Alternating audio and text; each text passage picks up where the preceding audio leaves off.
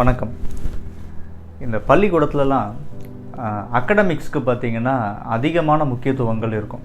பொதுவாக ஜென்ரலாக நிறைய ஸ்கூல்ஸில் அப்படி இருக்கும். வாரத்தில் ஒரு நாள் தான் பிடி இல்லை 2 நாள் பிடி இருக்கும். அதுவும் இந்த எக்ஸாம் டைமில் அந்த பீரியடும் பார்த்திங்கன்னா யாராவது ஒரு சப்ஜெக்ட் டீச்சர்ஸ் வந்து எடுத்துக்கலாம். ட்ராயிங்னு சொல்லிட்டு ஒரு பீரியட் ஒன்று இருக்கும், ஆர்ட் பீரியட் இருக்கும். அதுவும் பல நாட்களை வந்து பயன்படுறதே கிடையாது. அதையும் யாராவது வந்து போர்ஷன் முடிக்கலன்னு சொல்லிட்டு அதை எடுத்துப்பாங்க. இல்லை எக்ஸாம் டைம் வந்துச்சுன்னா அந்த பீரியடும் போய்டும். அப்போ இந்த பிடியும் ஒரு மாரல் சயின்ஸ் அப்படின்னு சொல்லிட்டு ஒரு பீரியட்லாம் இருந்துச்சு. இப்போ இருக்குதா அப்படின்னா ஆல்மோஸ்ட் அது இல்லை. எங்கேயாவது இருந்துச்சுன்னா சந்தோஷம்.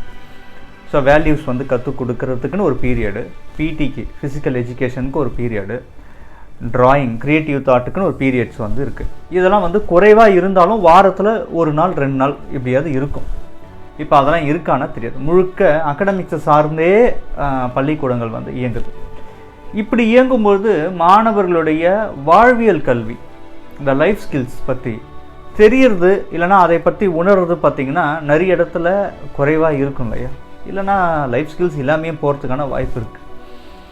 ஏதோ மைக்கை பிடிச்சிட்டு ஸ்டேஜுக்கு முன்னாடி எல்லோரும் முன்னாடி பேசுகிறதால மட்டும் லைஃப் ஸ்கில்ஸ் வந்து வருதுன்றதை நம்ம சொல்ல முடியாது இல்லைங்களா? தைரியமாக இருக்கிறாங்க, ஸ்டேஜ் ஃபியர் இல்லைன்னா மட்டுமே ஒரு லைஃப் ஸ்கில்லுக்குள்ளே அடங்கிடாது.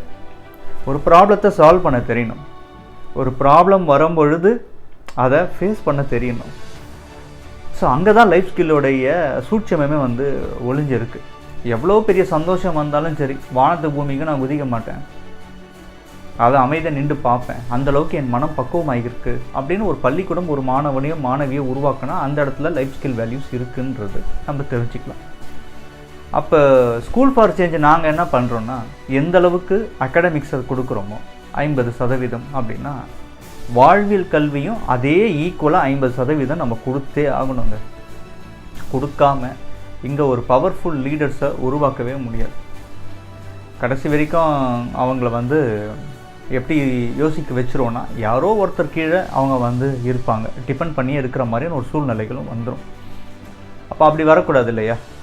சொந்தமாக அவங்களும் தொழில் ஆரம்பிக்கணும், அவங்களும் ஒரு பெரிய விஞ்ஞானிகளாக மாற வேண்டும், பெரிய சிந்தனையாளர்களாக மாறணும்.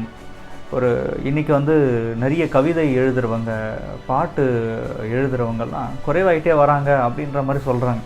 காரணம் க்ரியேட்டிவிட்டி காணாமல் போயிடுச்சு. இவ்வளோதான் விஷயம், வேறு எதுவும் கிடையாது. ஸோ அப்போ அது மாதிரி இருக்கக்கூடாது இல்லையா?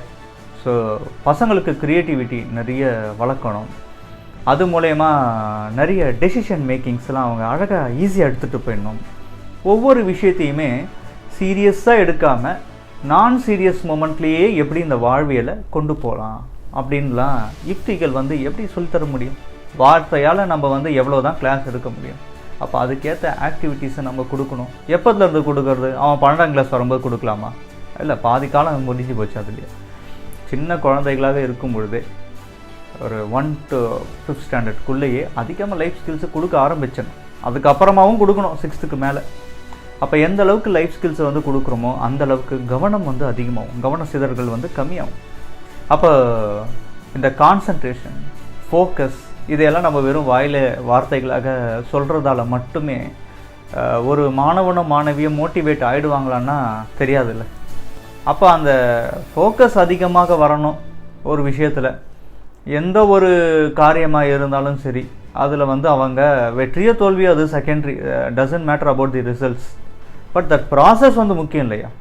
ஒரு விஷயத்தை நம்ம வந்து ஆரம்பிக்கிறோன்னா அதோடைய ப்ராசஸ், அந்த ஆக்ஷன் டேக்கிங் இருக்குது பாருங்கள், அது ரொம்ப முக்கியம். அப்போ இதையெல்லாம் வாழ்வியல் கல்வியை கூட நம்ம கொடுத்துக்கிட்டே இருக்கணும்.